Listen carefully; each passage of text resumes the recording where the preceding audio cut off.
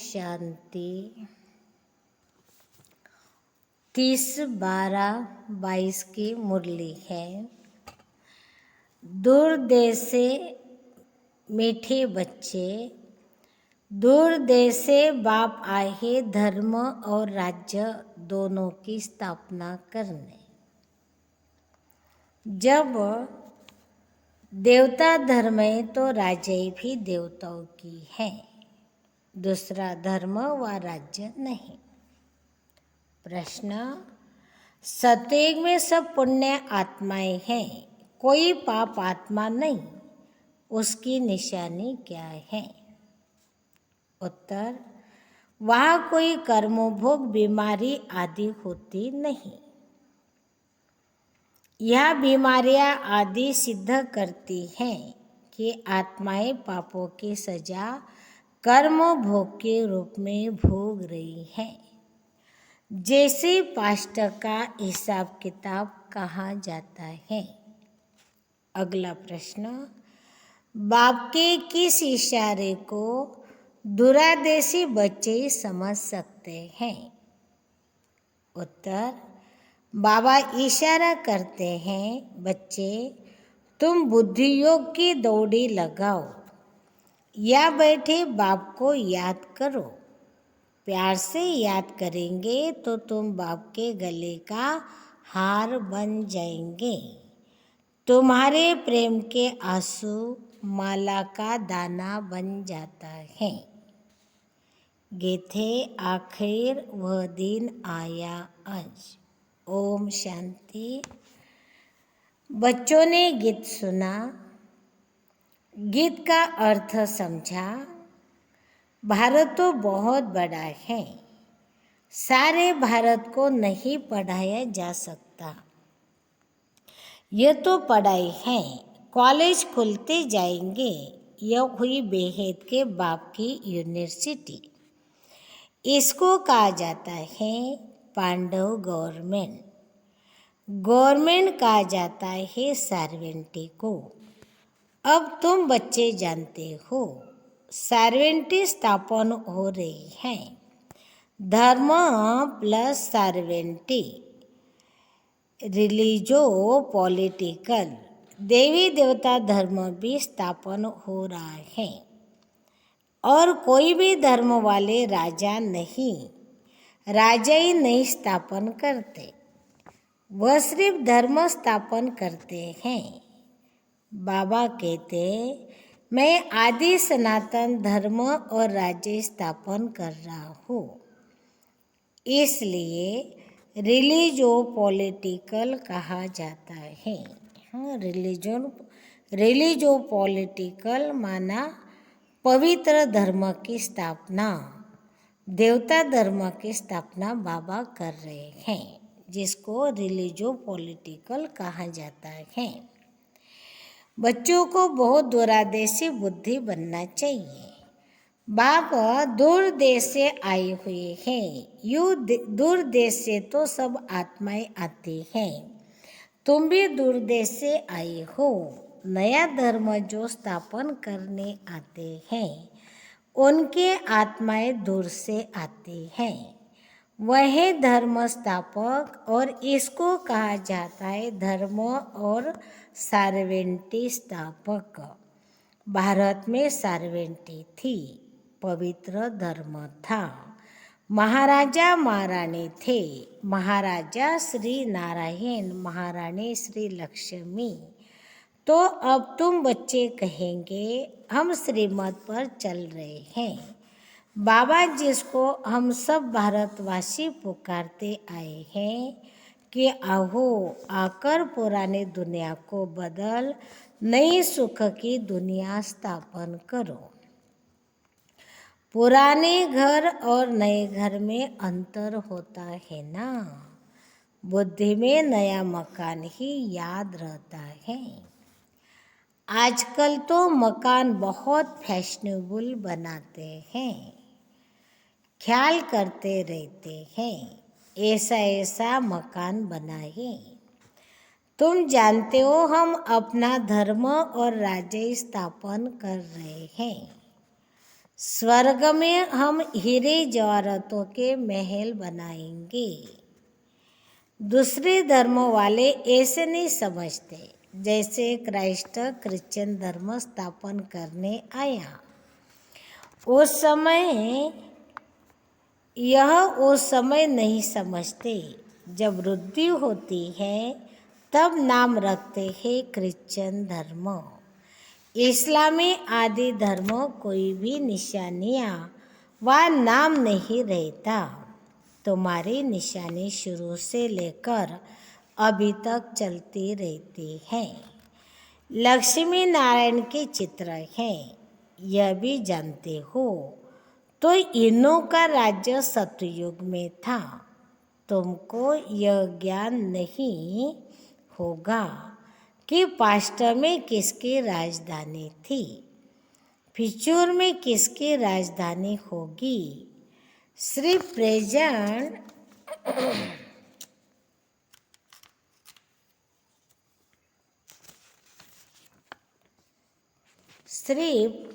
Present को जानते हैं बस। अभी तुम पास्ट, प्रेजेंट, फ्यूचर को जानते हो। पहले पहले हमारा धर्म था, फिर यह धर्म आए हैं। संगम पर ही बाप बेट समझाते हैं। अभी तुम त्रिकालदर्शी बन गए हो। सतयुग में त्रिकालदर्शी नहीं होंगे। वहाँ तो राजा ही करते रहेंगे और धर्मों का नाम निशान नहीं रहेगा। अपने मौज में राजा ही करते रहेंगे। अभी तुम सारे चक्रों को जानते हो। मनुष्य यह तो नहीं जानते कि बरोबर देवी देवता धर्म था, परंतु वह कैसे स्थापन हुआ, कितना समय चला, यह नहीं जानते हैं। तुम जानते हो सतयुग में इतने जन्म राज्य किया, फिर त्रेता में इतने जन्म लिए। इनों को भी जानना पड़ेगा। बच्चे जानते हैं, बरोबर बेहद का बाप हमको पढ़ाते हैं। तुम जानते हो कृष्ण की आत्मा का यह बहुत जन्म के अंत का जन्म है। इसमें आकर प्रवेश किया है। इनका नाम ब्रह्मा जरूर चाहिए। ब्रह्मा सो विष्णु, विष्णु सो ब्रह्मा। यह त्रिमूर्ति की नॉलेज बहुत सिंपल है। यह निराकार बाप शिव, इनसे यह वर्षा मिलता है। निराकार से वर्षा कैसे मिला? यह प्रजापिता ब्रह्मा द्वारा ब्राह्मण सो देवता बन रहे हैं। फिर वही देवता है 84 जन्म के बाद ब्राह्मण बनते हैं। यह चक्र बुद्धि में रहना चाहिए। हम सो ब्राह्मण, ब्रह्मा के बच्चों, सो रुद्र शिव के बच्चे। हम आत्मा ही निराकारी बच्चे हैं। बाप को याद करते हैं। इन चित्रों पर समझाना बहुत सहज है। तपस्या कर रहे हैं, फिर सतयुग में आएंगे। तुम्हारी बुद्धि में रहना चाहिए, हम मनुष्य से देवता बन रहे हैं। फिर देवता धर्म का बादशाह बन राज्य करेंगे। योग से ही तुम्हारे विकर्म विनाश होंगे। अगर अभी भी पाप करते रहेंगे तो क्या बनेंगे? यात्रा पर जब जाते हैं तो पाप नहीं करते हैं, पवित्र भी जरूर रहते हैं। समझते हैं देवताओं के पास जाते हैं। मंदिर में भी हमेशा स्नान करके जाते हैं। स्नान क्यों करते हैं?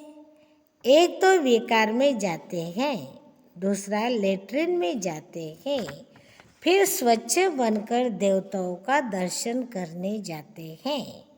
यात्रा पर कब पतित नहीं बनते। 4 धर्म की परिक्रमा पावन होकर देते हैं, तो पवित्रता है मुख्य। देवताएं भी अगर पतित होते तो फर्क क्या रहता। देवताएं पावन हैं, हम पतित हैं। तुम जानते हो बाबा ने हमको ब्रह्मा द्वारा गोद ली है। यूँ तो तुम सब आत्माएं हमारे बच्चे हो, परंतु तुमको पढ़ाऊँ कैसे, राजो कैसे सिखाऊँ। तुम मीठे मीठे बच्चों को स्वर्ग का मालिक कैसे बनाऊँ। तुम जानते हो बाबा नई दुनिया स्थापन करते हैं, तो भगवान जरूर बच्चों को लायक बनाकर वर्षा देंगे। कहाँ लायक बनाएंगे? संगम युग में। बाप कहते हैं मैं संगम पर आता हूँ। यह बीच का ब्राह्मण धर्म ही अलग हो जाता है। कलयुग में शूद्र धर्म, सतयुग में देवता धर्म, ये ब्राह्मण धर्म। तुम ब्राह्मण धर्म के हो। यह संगम युग बहुत छोटा है। अभी तुम सारे चक्र को जान गए हो, धुरादेशी बन गए हो। तुम जानते हो यह बाबा का रथ है। इनको नंदीगण भी कहते हैं। सारा दिन सवारी थोड़ी ही होती है। आत्मा शरीर पर सारा दिन सवारी करती है। अलग हो जाए तो शरीर न रहे। बाबा तो आ जा सकता है, क्योंकि उनकी अपनी आत्मा है। तो मैं इनमें सदैव नहीं रहता हूँ, सेकंड में आ जा सकता हूँ। मेरे जैसा तीखा रॉकेट कोई हो नहीं सकता। आजकल रॉकेट, एरोप्लेन आदि कितनी चीज़ें बनाई हैं, परंतु सबसे तीखी आत्मा है। तुम बाप को याद करो, यह आया। आत्मा को हिसाब किताब अनुसार लंदन में जन्म लेना होगा, तो सेकंड में वहाँ जाकर गर्भ में प्रवेश करेगी। तो सबसे तीखी दौड़ी पहनने वाली आत्मा है। अभी आत्मा अपने घर में जा नहीं सकती, क्योंकि वह ताकत ही नहीं रही है, कमजोर हो गई है, उड़ नहीं सकती। आत्मा पर पापों का बोझा बहुत है। शरीर पर अगर बोझा होता तो आग से पवित्र हो जाता, परंतु आत्मा में ही खाद पड़ती है। आत्मा तो आत्मा ही साथ में हिसाब किताब ले जाती है। इसलिए कहा जाता है पास्ट का कर्म भोग है। आत्मा संस्कार साथ ले जाती है। कोई जन्म में लंगड़ा होता है तो कहा जाता है पास्ट में ऐसे कर्म किए हैं। जन्म जन्मांतर के कर्म हैं जो भोगने पड़ते हैं। सत्युग में है ही पुण्य आत्मा, वहाँ यह बातें होती नहीं। यह सब पाप आत्माएं। सन्यासियों को भी अर्धांग लखवा हो जाए तो कहेंगे कर्मभोग। अरे महात्मा श्री श्री 108 जगत गुरु को फिर ये बीमारी क्यों? कहेंगे कर्मभोग। देवताओं के लिए ऐसे नहीं कहेंगे। गुरु मरेगा तो फॉलोअर्स को जरूर अफसोस होगा। बाप पर भी जास्ती लव होता है तो रोते हैं। स्त्री का पति से जास्ती लव होगा तो रोएगी। पति दुखी करने वाला होगा तो नहीं रोएगी। मोह नहीं होगा तो समझेगी भाभी तुम्हारा भी बाप के साथ बहुत लव है। पिछाड़ी में बाबा चला जाएगा, तुम कहेंगे ओह बाबा चला गया जिसने इतना सुख दिया। पिछाड़ी में बहुत रहते हैं, बाप से बहुत लव रहता है। तुम कहेंगे बाबा हमको राजाई देकर चला गया। प्रेम के आंसू आएंगे, दुख के नहीं। यहाँ भी बच्चे बहुत समय के बाद आकर बाप से मिलते हैं, तो प्रेम के आंसू आते हैं। यह प्रेम के आंसू फिर माला का दाना बन जाएंगे।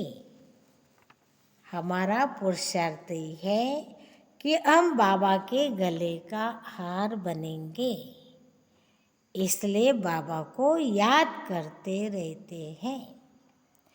बाप का फरमाने याद की यात्रा करते रहो। जैसे दौड़ाया जाता है, फलाने स्थान को हाथ लगाकर आओ, फिर नंबरवार होता है। यह भी जितना बाबा को जास्ती याद करेंगे, जो पहले दौड़ी लगाकर आएंगे, वही फिर पहले स्वर्ग में लौटकर आकर राज्य करेंगे। तुम सब आत्माएं बुद्धि के योग से दौड़ रही हो।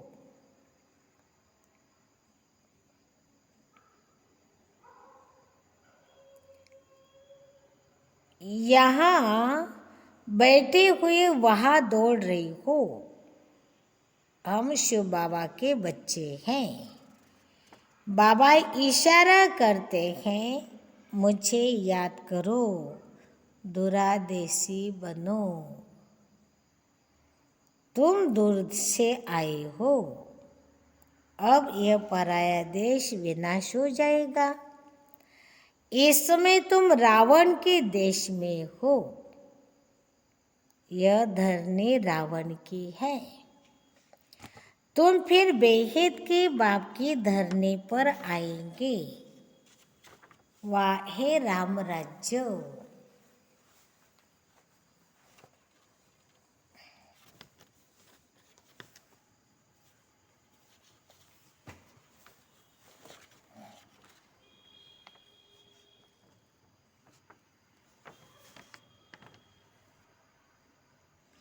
राम राज्य बाप स्थापन करते हैं। फिर आधा में रावण रामा अनुसार नोंदा हुआ है।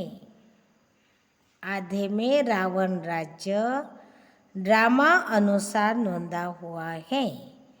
ये सब बातें तुम बच्चे ही जानते हो, इसलिए तुम प्रश्न पूछो, कोई नहीं बता सकेगा।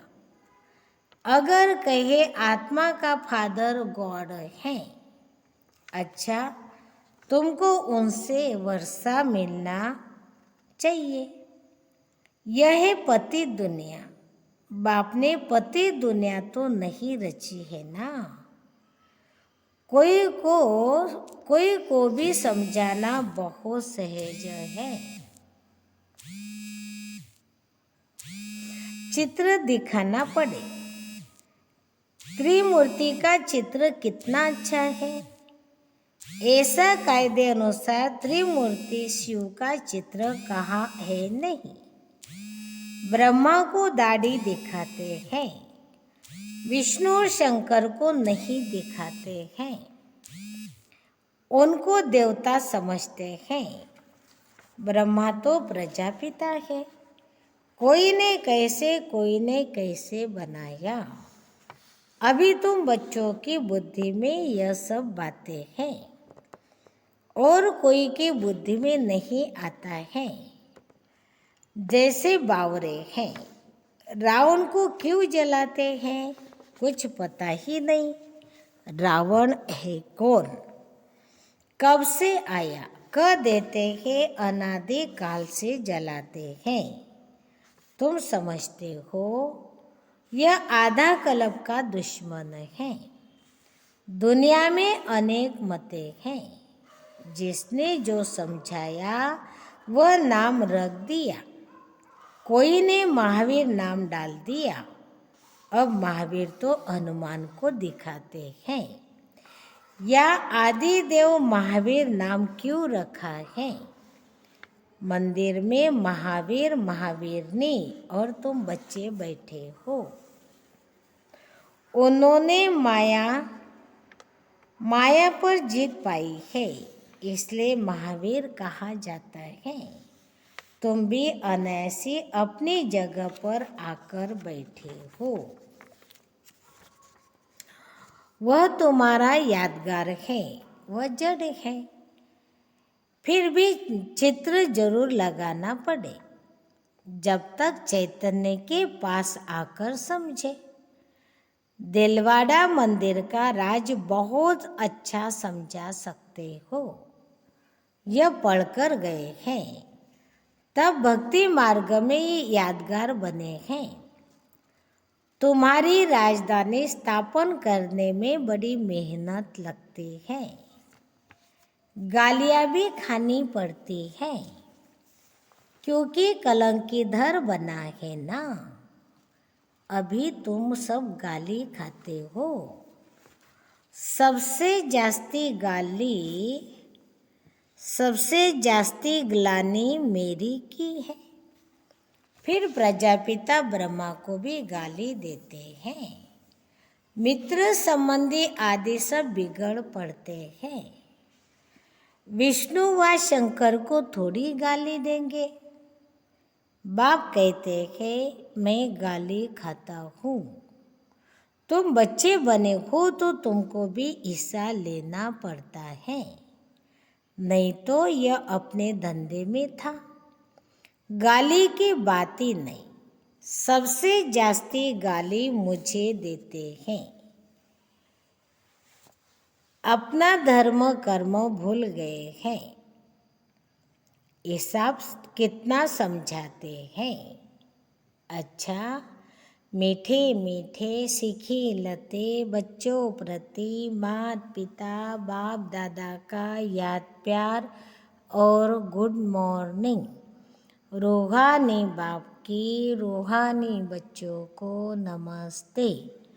हम रूहानी बच्चों की रूहानी माता पिता बाप दादा का याद प्यार और गुड मॉर्निंग।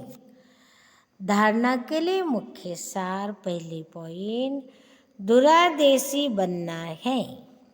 याद की यात्रा से विकर्मों का विनाश करना है। यात्रा पर कोई भी पाप कर्म नहीं करने हैं। दूसरी पॉइंट, महावीर बन माया पर जीत पानी है। ग्लानि से डरना नहीं है, कलंकीधर बनना है। आज का वरदान, सर्व शक्तियों का अनुभव करते हुए समय पर सिद्धि प्राप्त करने वाले निश्चिंत विजयी भव। सर्व शक्तियों से संपन्न निश्चय बुद्धि बच्चों की विजय निश्चित है ही। जैसे किसी के पास धन की बुद्धि की व संबंध संपर्क की शक्ति होती है, तो उसे निश्चय रहता है कि यह क्या बड़ी बात है। आपके पास तो सब शक्तियाँ हैं। सबसे बड़ा धन अविनाशी धन सदा साथ है। तो धन की भी शक्ति है, बुद्धि और पोजीशन की भी शक्ति है। इन्हें सिर्फ यूज करो, स्व के प्रति कार्य में लगाओ, तो समय पर विधि द्वारा सिद्धि प्राप्त होगी। स्लोगन, व्यर्थ देखने व सुनने का बोझ समाप्त करना ही डबल लाइट बनना है। अच्छा, ओम शांति।